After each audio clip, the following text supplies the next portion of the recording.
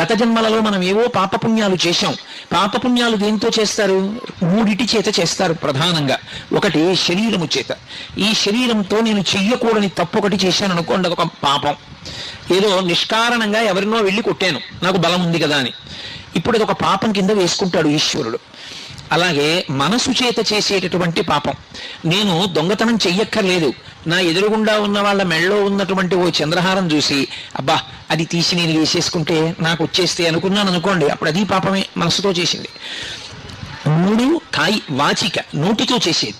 నోరుంది కదా అని అక్కరలేని మాటలన్నీ మాట్లాడడం, పెద్దల్ని అధిక్షేపించడం, ఇతరులు బాధపడేటటువంటి మాటలు మాట్లాడడం, అవన్నీ కూడా వాచికమైనటువంటి పాపములు. ఈ మూడు రకములైన పాపములు ఎలా ఉంటాయో పుణ్యములు కూడా అలా ఉంటాయి. ఈ శరీరంతో ఎప్పుడో గుడి చుట్టూ ప్రదక్షిణం చేసి ఉండొచ్చు, ఈ చేత్తో 2 పువ్వులు వేసి ఉండొచ్చు, ఈ 2 చేతులతో ఎవరో మహాత్ములకి త్రికరణ శుద్ధిగా ఇలా నమస్కారం